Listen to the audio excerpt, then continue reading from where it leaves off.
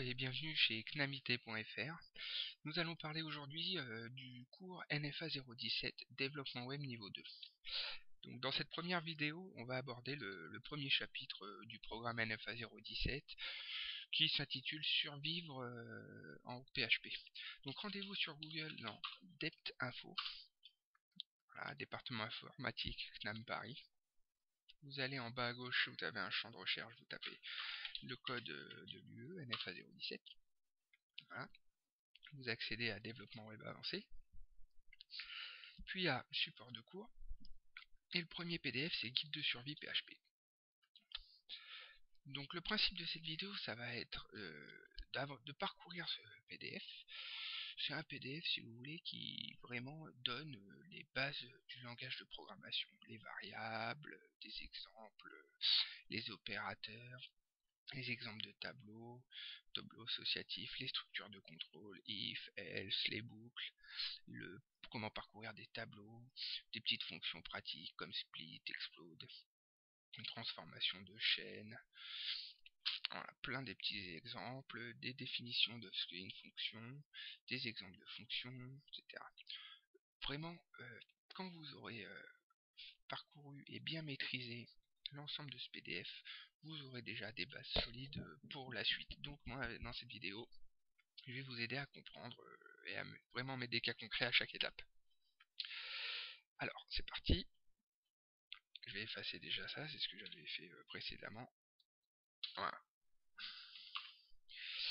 Alors, qu'est-ce que la différence entre, par exemple, le langage PHP et le langage HTML? Eh bien, le langage PHP, c'est interprété côté serveur. C'est-à-dire que, contrairement au HTML, quand vous faites une requête vers une adresse internet, le serveur web récupère votre requête, va sélectionner le ou les fichiers qui l'intéressent.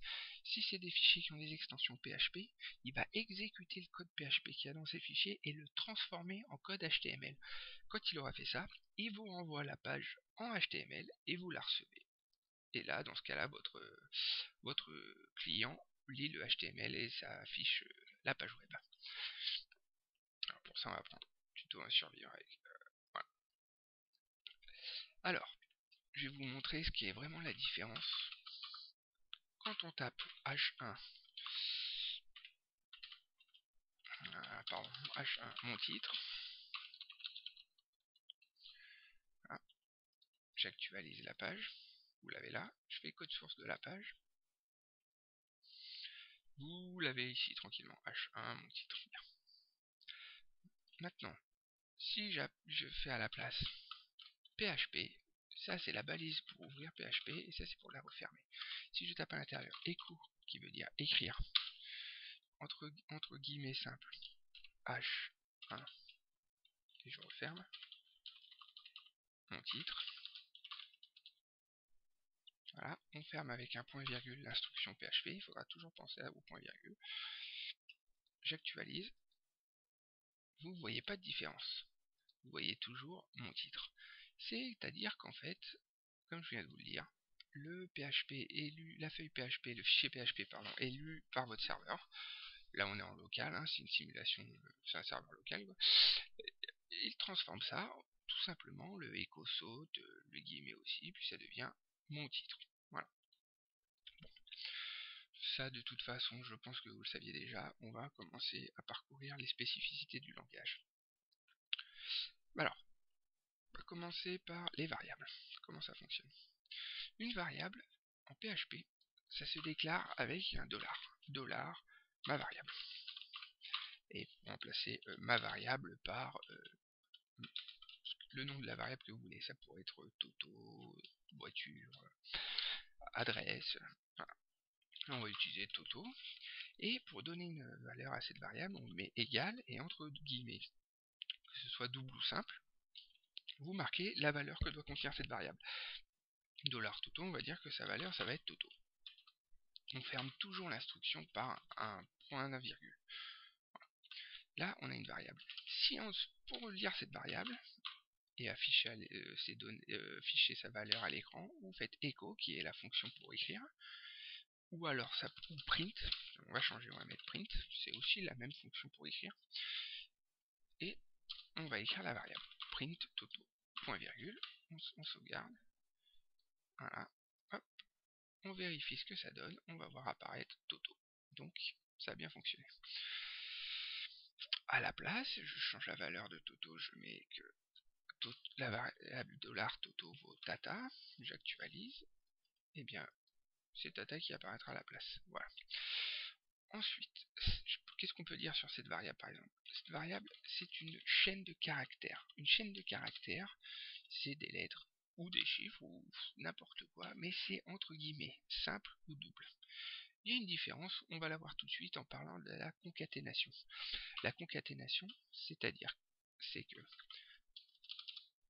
ça consiste à mixer une chaîne de caractères en dur, comme votre prénom, entre guillemets, hein. Là, il va apparaître votre prénom, voilà, avec de la variable. Donc après le guillemet, si on utilise les guillemets simples, après la guillemet simple de fermeture, vous mettez un point, vous mettez vous écrivez le nom de la variable que vous voulez voir apparaître, et voilà.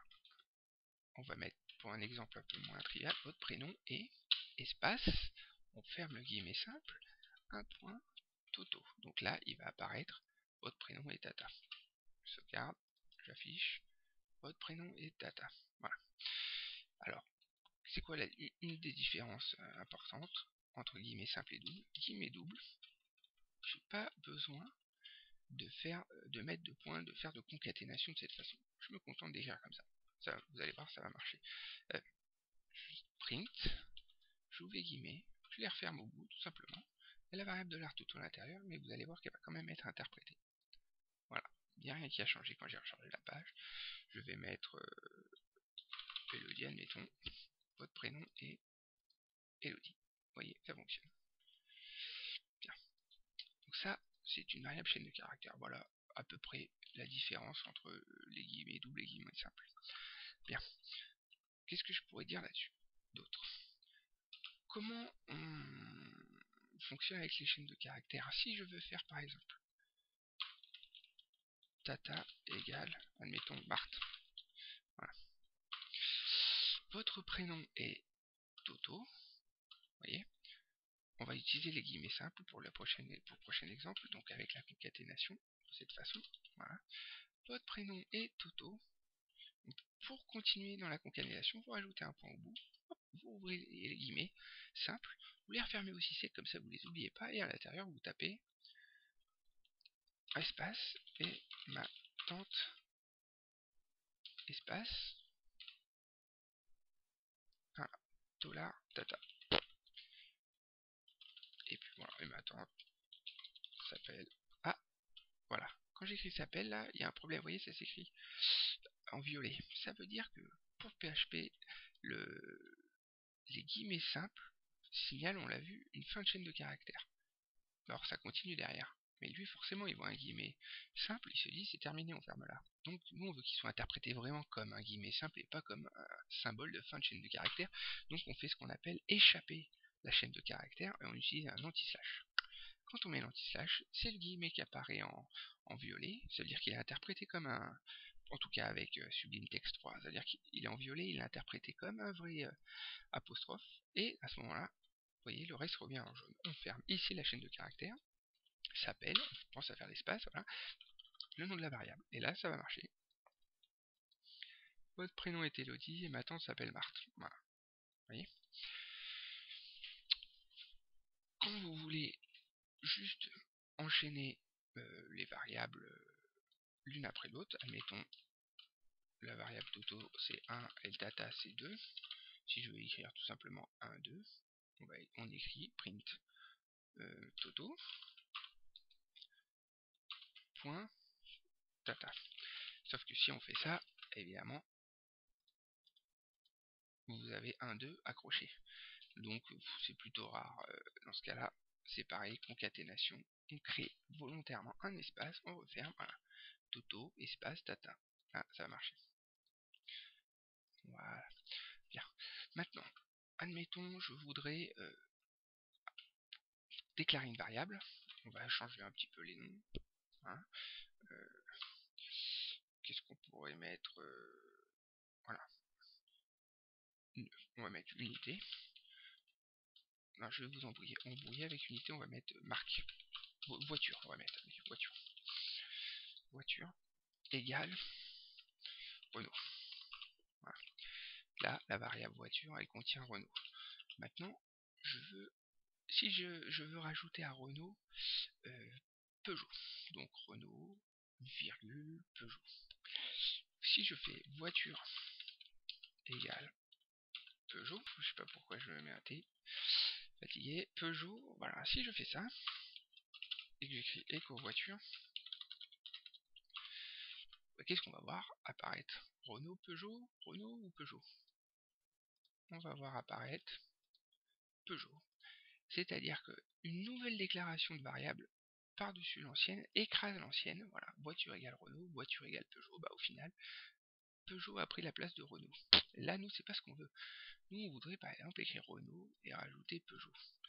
Si on fait ça, virgule Peugeot, bah c'est pareil, la variable elle vaudra virgule Peugeot.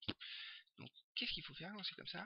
Il faut faire à la place mettre un point là, le point de la concaténation. Et point égal, ça veut dire que à la suite de Renault, on va rajouter Peugeot. Et là, vous allez voir, c'est magique. Renault, Peugeot. Voilà. Donc, quand vous voulez augmenter une variable, grossir une variable, enfin rajouter du texte dedans, faites point égal, votre texte, et il se mettra à la suite de la variable, sans écraser ce qu'il y a eu précédemment. Voilà. Ok. Bon. Maintenant, on va parler des types de variables. Avec une variable, voilà un type d'opération qu'on peut faire avec cette variable. Maintenant, ça c'est une variable, il faut le savoir. Donc, on l'a dit, de type chaîne de caractères. À ce sujet, je vous l'ai pas dit, mais quand on écrit slash et du texte sur une ligne, ça s'appelle un commentaire. C'est-à-dire que vous pouvez le lire, voilà, vous voyez écrit chaîne de caractères, mais le programme jamais n'interprétera la chaîne de caractères. C'est de la notation pour vous. Le programme, lui, ça n'existe pas pour lui. Voilà. Si vous voulez écrire du code sur deux lignes sans avoir à vous taper à chaque fois du code, à chaque fois des double slash, vous écrivez un slash, ouvrez l'étoile, étoile, slash. Voilà, vous laissez de la place, et là vous pouvez écrire autant de code que vous voulez sur plusieurs lignes, ça posera pas de problème. Voilà, c'est ce qu'on appelle les commentaires multilignes. Voilà, simple ligne, multiligne, tout simplement. Là on va rester sur une simple ligne. Donc ça c'est des chaînes de caractères, ou en anglais string. Voilà, ça vous s'en souviendrez, il suffit de penser à la plage et aux filles. Voilà. Maintenant, on va voir ce qu'on appelle les int. Les int, c'est les nombres, les chiffres, tout ce qui est numérique. Voilà, 1, 2, 3, etc. Okay. Par exemple, je vais écrire $1 égale 1. Souvenez-vous, hein, on écrit vraiment ce qu'on veut comme nom de variable hein, pour la déclarer. J'aurais pu pareil écrire tata et valoir 1, il n'y a pas de problème, rien à voir. Voilà. Mais là, pour que ça soit clair, on fait comme ça, $2 égale 2. Bien. Quelle est la différence? La différence, c'est que par rapport à, admettons, si j'écrivais $3 égale 3 entre... Ça, c'est une chaîne de caractères, c'est entre guillemets simple ou double, hein. Toujours penser qu'on peut dire en double, tandis que ça, on ne met pas de guillemets, jamais pour les int.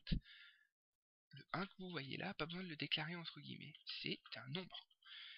Qu'est-ce que ça nous propose ça? Bon, on peut toujours écrire, hein, évidemment, écho 1. Voilà. Ah, pardon. Vous verrez quand même apparaître 1, il n'y a pas de galère là-dessus. Mais on peut faire des opérations. On peut écrire écho 1 plus 2. Et là, je vous le donne dans 1000, vous verrez écrit 3. Tandis que si on va créer encore une variable chaîne de caractères, mais vous montrer la différence. Vous voyez, $3 égale 3, mais c'est une chaîne de caractères, $4 égale 4, c'est une chaîne de caractères. Si là je fais écho 3 plus 4, est-ce que vous pensez que vous verrez 7? Oui. Alors, j'aurais pas dû faire le mal. 3 et 4 égale 7. Ça marche parce que PHP, si vous voulez, c'est un langage de programmation faiblement typé. C'est-à-dire que quand il peut faire une correspondance entre deux types de variables, il le fera. Là, vous voyez, il est pas bête. Il voit que $3 c'est écrit entre guillemets, que 3 est écrit entre guillemets double, mais bon, il voit bien le nombre 3, il se dit, ok, on va considérer que c'est c'est un nombre. Voilà. Mais si j'avais mis 3 points, vous voyez là, qu'est-ce que ça va donner, voyons. Ça marche aussi si je mets 3 plus. Ok. Alors 3P, voilà, pour que ça rime vraiment rien. Ça marche aussi, vous voyez, si j'écris ça, H. Voilà, là ça devrait pas marcher. Voilà. Voilà, là il voit 3. En fait, si vous voulez, comme il est faiblement typé, il reconnaît un nombre. Ok. Il se dit, bon, je vois un chiffre 3, le reste à côté, on va considérer que ça n'existe pas, ça vaut 0. Donc il transforme ça en 0. Donc 3, le reste est 0, ça fait 3. Là, comme ça commence pas par un nombre, pour lui, ça vaut 0. Tout ça là, il considère que ça vaut 0. Donc il fait 3 plus 0 égale 3. Si là j'avais mis 4, là je serais curieux de voir ce que ça donne. Et voilà, on revient à 7, parce qu'il a repéré un 4. Donc pour lui, il transforme cette chaîne de caractères en nombre. Ah, bon. Mais c'est pas la bonne façon. La bonne façon pour vraiment faire des additions, c'est de pas mettre entre guillemets et d'avoir des vrais int. Voilà. Bon, j'espère que je vous ai pas trop embrouillé avec ça. Maintenant, on peut faire donc toutes les opérations basiques. Si j'écris echo $1, on l'a vu, plus $2. Voilà, ça fera donc 3. On peut faire $1 moins $2. Là, on va avoir moins 1. Vous voyez, on peut faire bien sûr $1 divisé par 2. Là, ça va nous sortir du 0,5. Vous voyez, et du 1 multiplié par 2, ça va nous sortir du 2. Voilà. Donc, je vous mets en commentaire, n'oubliez pas, le signe moins, le signe plus, le signe divisé, c'est un slash, le signe multiplié, c'est l'étoile. Il reste une dernière opération, le modulo. Le modulo, si je vous fais 10 divisé par 3, je nomme mes variables comme ça, c'est pour que ce soit plus lisible. On aurait pu garder le même variable, mais bon. Voilà. En plus, ça fait manipuler, vous voyez, $10 égale 10, $3 égale 3. 10, on fait modulo, c'est pourcentage de 3. Ça n'a rien à voir, ça va pas vous sortir des pourcentages ni quoi que ce soit. Ça va vous faire une division scolaire. C'est-à-dire, quand vous divisez 10 par 3, combien de fois il y a 3 dans 10? Eh bien, il y a 3 fois 3. Ça fait 9. Donc, le restant de cette division, c'est 1. Il manque 1 pour arriver à 10. Donc là, vous allez voir apparaître 1. Voilà, tout simplement. Donc, ça sert à ça, le modulo. Si vous faites 20 modulo 4, eh ben, il y a 5 fois 4 dans 20, il reste rien. Donc si on faisait ça, ça sortirait 0, il reste rien. Mais voilà, combien il y a de fois 6 dans 20? 3 fois, ça fait 18, et modulo sortira 2. On va pas le refaire, mais voilà. Bon, ça c'est les différentes opérations que vous pouvez faire. Vous pouvez mixer autant que vous voulez, vous pouvez faire 10 plus 3, ça fait 13 moins $10. Voilà. Voilà, il reste 3. Vous pouvez faire les multiplications. Attention, comme dans les vraies mathématiques que vous faisiez quand vous étiez à l'école, respectez l'ordre, les priorités de calcul, quoi. Vous amusez pas à faire, c'est pas pareil de faire 10 fois 3 plus 10 que, évidemment, faire 10 multiplié par 3 plus 10. Voilà. Pensez à mettre les parenthèses, ça fonctionne. comme en mathématiques. 10 fois 3 plus 10. Voilà, là ça marche. Là, 10 fois 3 plus 10, 3 plus 10, 13, voilà, ça va faire 30, 130, exactement. Tandis qu'on aurait enlevé les parenthèses, évidemment, ça fait 40, pas pareil. Voilà. Revenons un peu à notre PDF, où en sommes-nous? J'ai un peu avancé. Voilà, je vous ai parlé des variables. Je vous ai pas parlé encore des types tableau et des objets. On va y venir. Et les ressources type nul, ça j'en parlerai pas tout de suite. Les exemples de variables, voilà, on l'a vu. Les opérateurs, on l'a vu. Exemple de tableau. Et ben voilà, parlons des tableaux, c'est le moment. Donc on a vu les variables. Alors je vous ai parlé, j'ai un peu été vite. Les variables, il reste une autre catégorie de variables que je voulais vous montrer. Non, je vous la montrerai plus tard. Gardez ça en tête, les variables chaînes de caractères et nombres. Là on va parler des types tableaux. Les tableaux. Les tableaux, ça se déclare de la manière suivante. On va l'appeler tableau, cette variable, égale array. Voilà, un petit mot de vocabulaire à apprendre, de syntaxe, array. Ça déclare quelque chose, une variable de type tableau. Qu'est-ce que c'est une variable de type tableau? C'est une variable où vous allez pouvoir mettre plusieurs valeurs dedans. Admettons rouge, virgule, toujours entre guillemets, simple ou double, vert, moi j'aime bien les simples, bleu, voilà. Orange, allez. Voilà. Là, vous avez déclaré un tableau. Le tableau, on aurait pu, allez, on va appeler couleur. Ce tableau couleur, vous l'avez déclaré en faisant $couleur égale array. Vous avez ouvert les parenthèses et dedans vous avez mis chaque élément du tableau. Rouge, vert, bleu, orange. Voilà. Maintenant, pour afficher le résultat de ce tableau, vous ne pouvez pas faire écho couleur. Si vous faites écho couleur, il ne va pas apparaître rouge, vert, bleu, orange. Il va apparaître un mot-clé, il va apparaître array.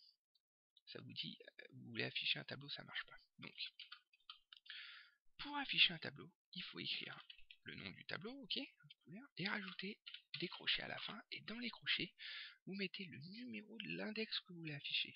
Mettons que vous voulez afficher vert, vous allez écrire couleur à l'intérieur de... Bah non, on va écrire 1, c'est le cas particulier, c'est qu'on commence à compter à partir de 0. Le rouge c'est 0, le vert c'est 1, le bleu c'est 2, l'orange c'est 3. Pourtant il y a 4 éléments.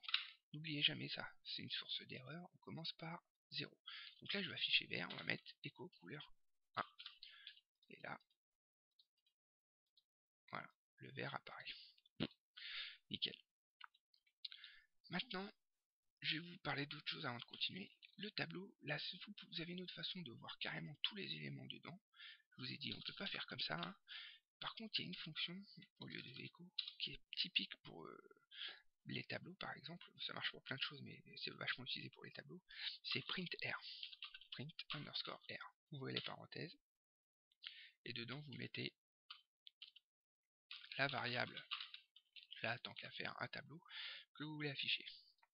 Là, si je fais actualiser, vous voyez le mot-clé array, les parenthèses qui s'ouvrent, l'indice 0 que je vous ai parlé, ça vaut rouge, l'indice 1, ça vaut vert. Vous voyez, essayez entre crochets. Voilà. Si vous ne voulez pas que ce tableau soit écrit à la ligne comme ça, parce que si vous avez beaucoup d'entrées, ce sera vite illisible, vous rajoutez à l'intérieur, vous rajoutez des balises près. Voilà. Voilà.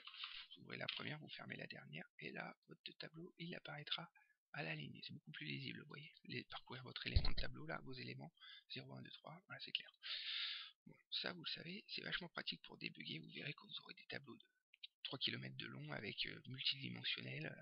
Voilà, pour savoir les ressources que vous avez à disposition, c'est bien d'utiliser ça. Gardez-le à l'esprit. Je vais l'enlever là, pour l'instant. Voilà, couleur, ça fonctionne comme ça. Vous voulez rajouter un nouvel item à ce tableau.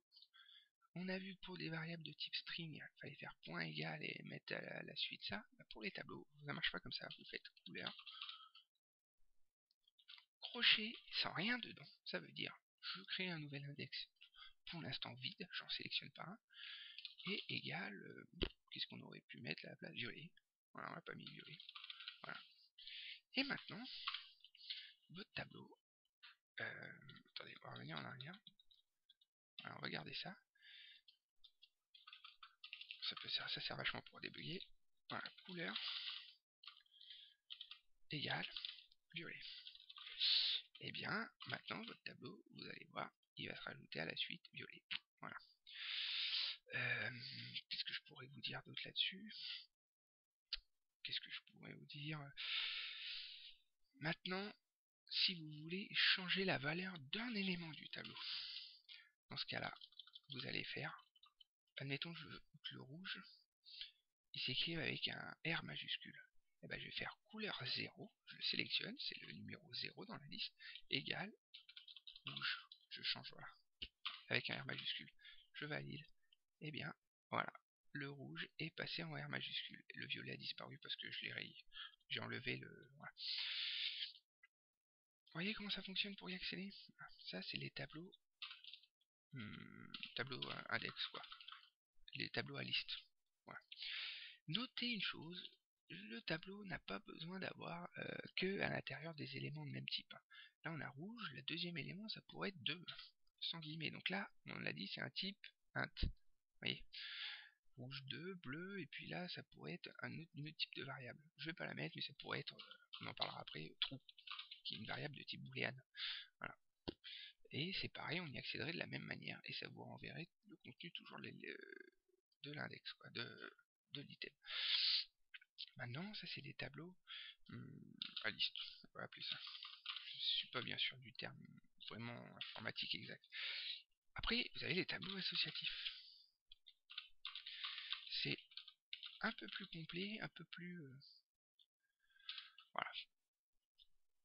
C'est-à-dire que ce coup-ci, dans un tableau à liste, voilà, vous savez, en regardant que le premier élément, il aura l'indice 0, donc vous y accédez avec l'indice 0, le deuxième élément indice 1, etc. Sauf que c'est pas très clair. Moi, je vous dis comme ça, dans un tableau qui a 50 éléments, il y a quoi comme type de données dans le tableau couleur 47? Bah, couleur 47, ça veut rien dire. C'est pour ça qu'on a aussi des tableaux associatifs. On va prendre maintenant marque, voilà, égale array. Ça se déclare pareil, ça reste un tableau, hein. Sauf que c'est la structure intérieure qui est légèrement différente. C'est un couple clé-valeur. La clé, ça va être ce qui identifie le contenu de l'élément. Marque, on va dire, admettons. On va pas prendre marque, on va prendre quelque chose d'un peu... On va prendre...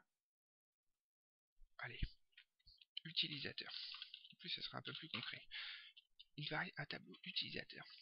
Dedans, on va créer donc plusieurs éléments. Mais ils auront un index pour à chaque fois savoir un peu à quel type de données on s'attend. Voilà, première clé, pardon, on va dire non. Vous faites un égal et ce signe, une flèche vers la droite concrètement, et vous donnez la valeur de la clé non. On va dire Dupont. Donc l'utilisateur a un nom, et c'est Dupont. Vous faites une virgule, on enchaîne, prénom. Et là, on va mettre Jean. Donc on sait maintenant que son nom c'est Dupont, son prénom c'est Jean. Donc, vous l'aurez deviné, admettons âge. Pareil.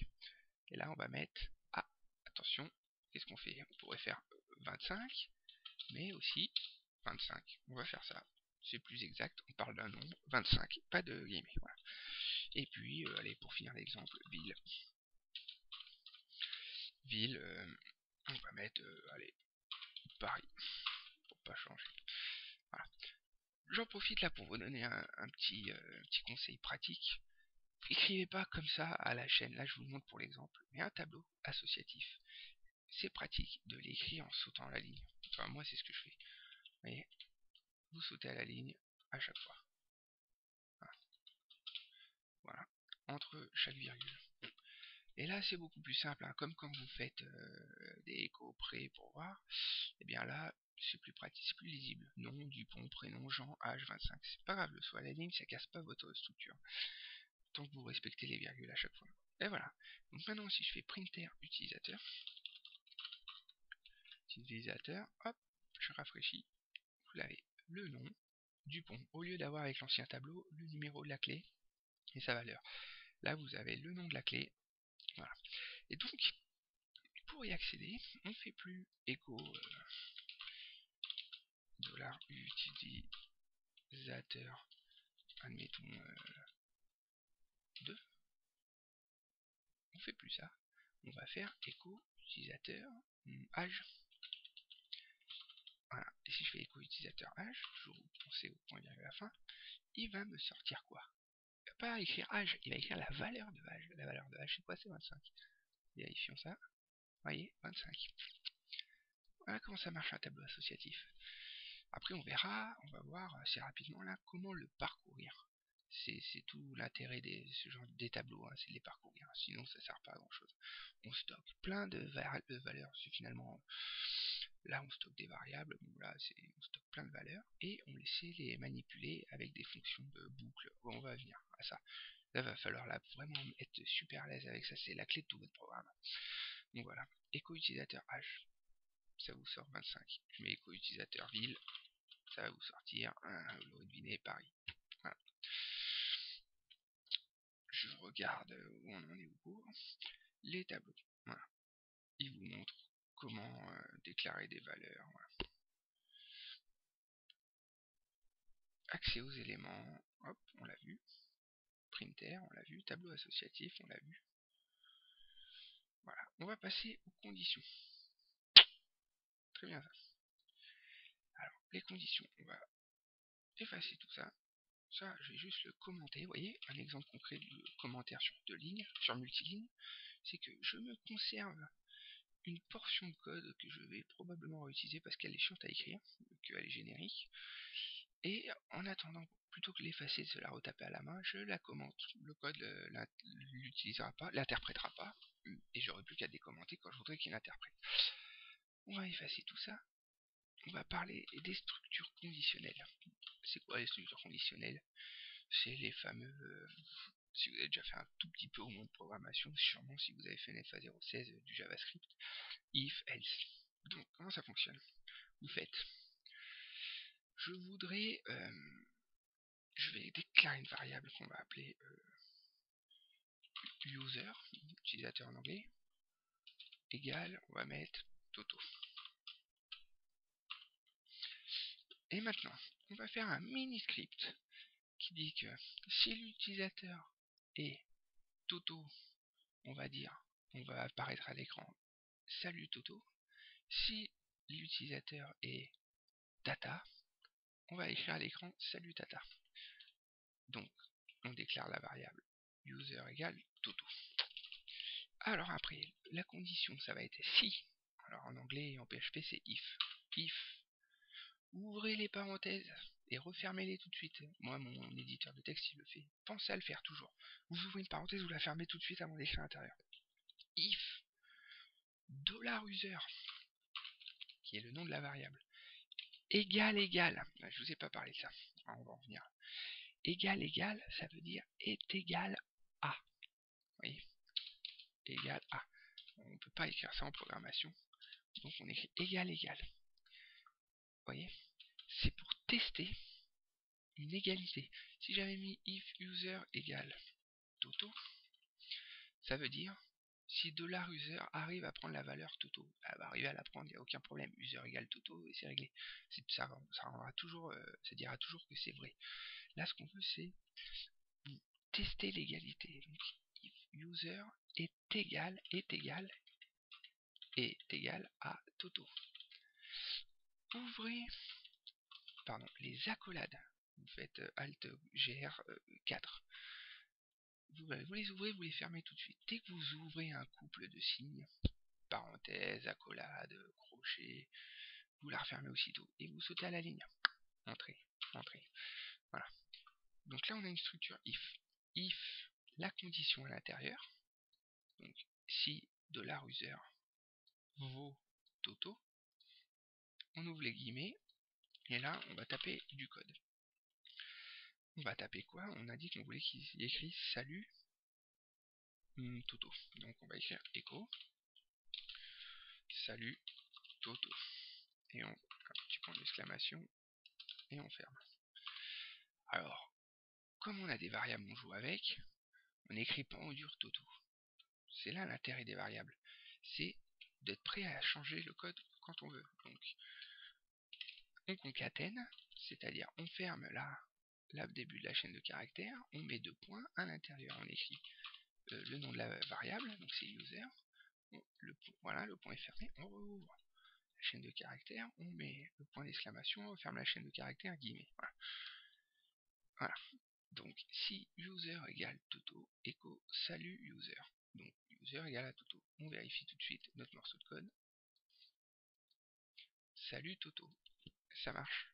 User est bien égal à Toto, donc echo salut Toto. Maintenant, on veut tester si user, admettons, c'était Tata. Eh bien, il se passe rien. Vous voyez, c'est vide. Il n'y a plus rien. User égale Tata. Si user égale Toto, echo salut user. User vaut Tata, donc ça ne fait rien. Il n'y a pas de suite, donc le code renvoie rien. Il ne renvoie strictement rien. Code source de la page, il n'y a que dalle. Donc on va utiliser le else, qui veut dire sinon. Else. Donc on va ouvrir la collane.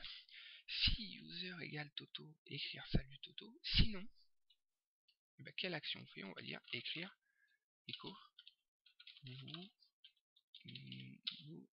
n'êtes pas Toto. Vous voyez, n'oubliez jamais, fin de chaîne de caractères, violet, ça va pas. Donc là, on échappe la chaîne de caractères. J'en profite pour le peu de fois où j'aurai mes fautes de les corriger. Vous n'êtes pas Toto. Mais là, vous l'aurez parié, ça va fonctionner. Vous n'êtes pas Toto. Ok? Bon. Maintenant, vous avez la structure la plus basique. Si telle condition est vérifiée, alors salut echo, alors faites telle action. Sinon, faites telle action. Maintenant, on va compliquer un peu le truc. On va mettre si, on va le pousser ça. Si user égale Toto, écrire Toto. Sinon, si. Voilà ce qu'on va écrire. Sinon, si. Ça se traduit par else if. Vous voyez? Pas ou comme ça. Else if. La condition entre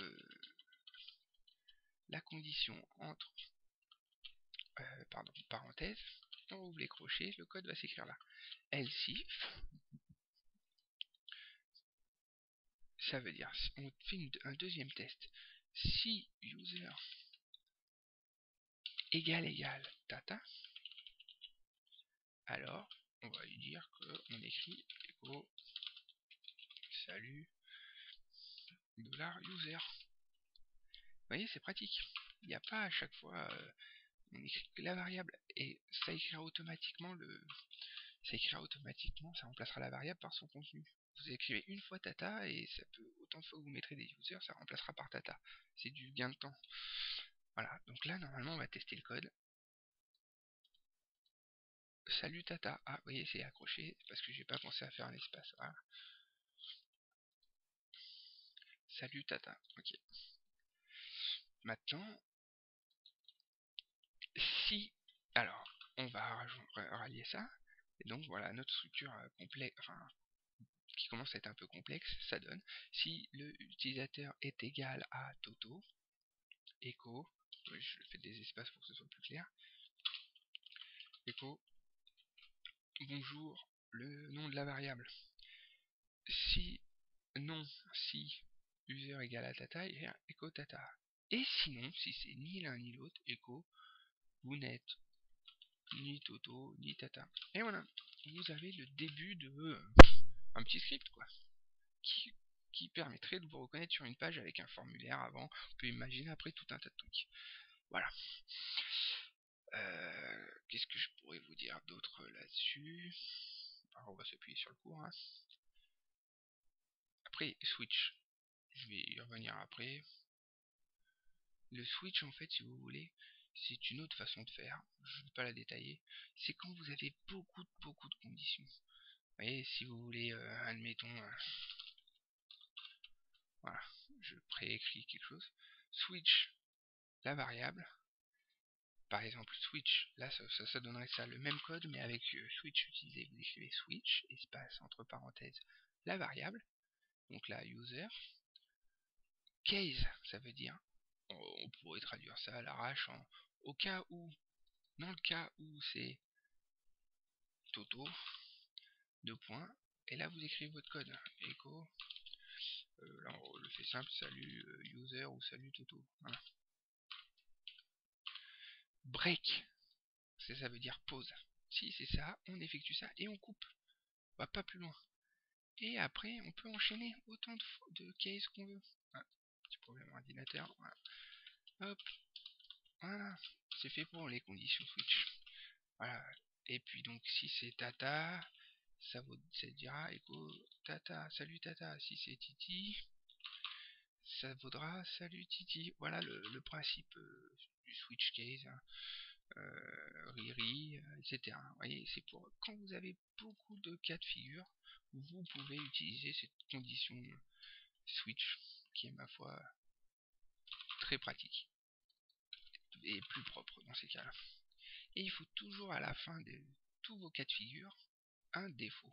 C'est-à-dire si c'est aucun de tout ça, c'est un peu l'équivalent du else ici. Si c'est aucun de tout ça, vous devez prévoir une condition de sortie. Vous n'êtes personne. Voilà. Voilà, c'est rigolo, je me suis fait plaisir. Voilà. Vous voyez, la condition switch. Bon, je dirai pas plus loin, de toute façon, dès que vous comprenez le principe des conditions, c'est de la syntaxe. Ok.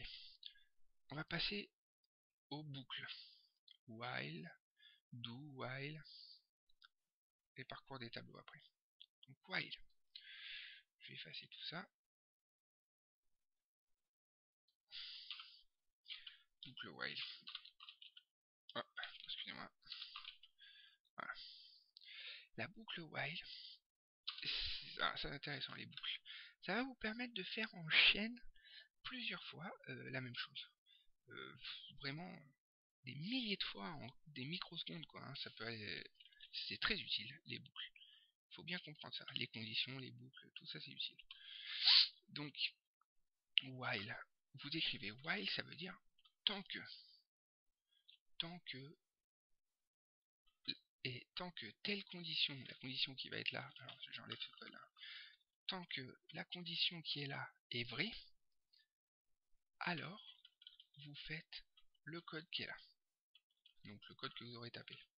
Dès qu'elle est plus vraie, le script s'arrête. Par exemple, on va dire que on va se créer un petit algorithme rigolo, enfin basique, dollar nombre égale 0. Ouais, on a déclaré une variable qui est de type int, c'est un nombre, il est à 0. On va mettre que tant que nombre est plus petit, ah oui, il y a aussi ça, il y a le égal à, plus petit que, plus grand que, bon c'est comme aller dans les maths, plus petit ou égal, plus grand ou égal, et voilà, donc si le nombre est plus petit que, on va mettre, allez, 200, eh bien vous écrivez echo, je dois apprendre correctement mes leçons de PHP. Vous voyez ? Et en plus, on va en même temps en profiter pour mettre en application la concaténation. On va écrire echo. Ouais, on va faire comme si vous deviez faire des punitions lignes. Hein, hop. Je concatène, hein, vous voyez comment je fais, je commande plus ce que je fais là-dessus, hein, vous devez comprendre par vous-même. Voilà, ça va faire ligne, première fois de la boucle 0. Voilà, un tiré. Voilà. Je dois apprendre correctement mes leçons de PHP. On va dire qu'on a eu comme punition d'écrire 200 fois ça. Et bien voilà, j'écris ça, point virgule. je passe à la ligne, et là, surtout, si je le lance comme ça, le code, qu'est-ce qui va se passer? La boucle, elle va dire, tant que le nombre est plus petit que 200, j'écris ça. Et il va voir, donner un nombre égale 0, nombre est égal à 0, c'est plus petit que 200, j'écris ça.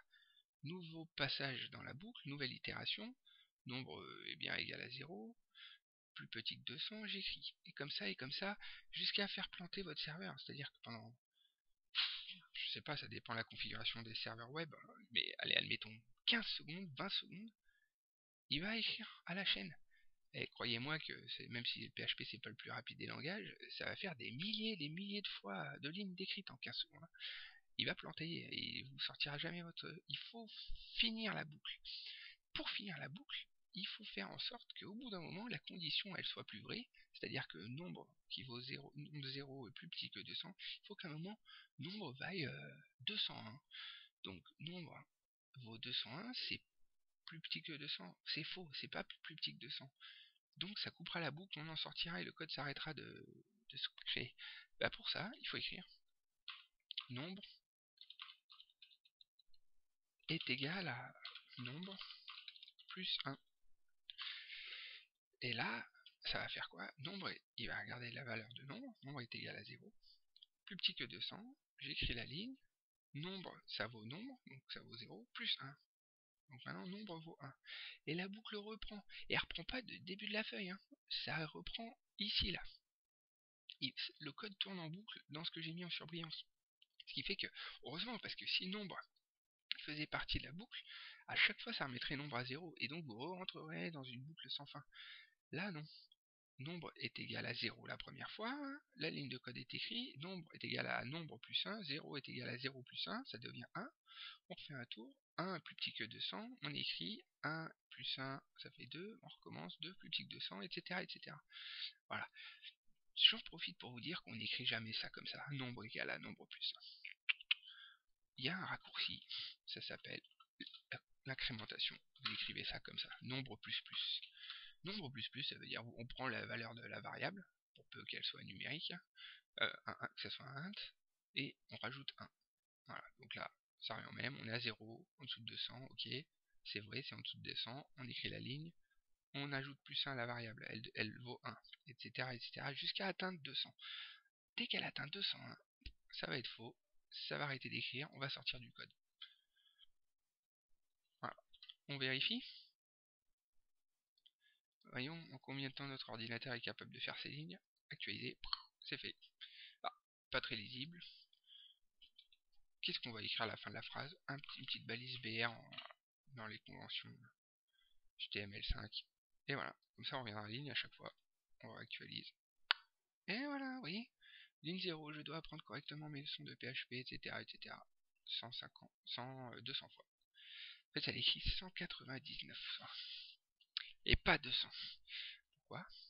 Parce qu'on a dit nombre égal 0. Ok. Et ben, tant que nombre est plus petit que 200, dès qu'il vaut 200, il sort de la boucle. Donc il n'a pas le temps d'écrire la 200e. Il faut écrire plus petit ou égal. Et là, vous aurez bien vos 200 lignes. Et vous noterez que ce se rafraîchit en un instant. Vous voyez, je pourrais en écrire. Facilement, je pourrais tester la puissance de mon serveur en mettant 1200. Vous voyez, 1200 lignes. Ah, je me suis trompé de bouton.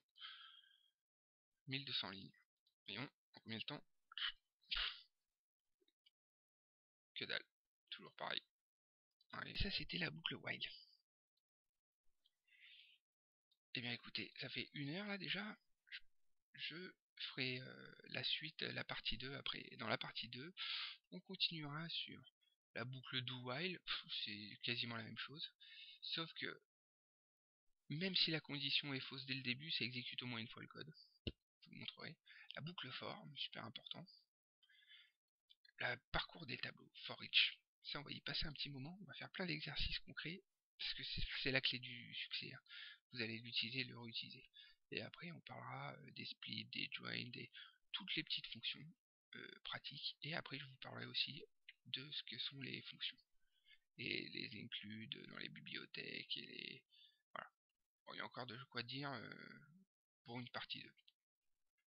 Voilà, en attendant, bah, on a vraiment passé du temps, mais je suis à peu près sûr qu'avec ça, vous aurez pas vraiment de questions. Sinon, vous n'hésitez pas, vous posez vos questions en dessous de la vidéo et j'y répondrai tout de suite, hein, ou quelqu'un qui passera sur le forum, enfin sur le site, y répondra aussi. Allez, je vous souhaite une bonne journée. Au revoir.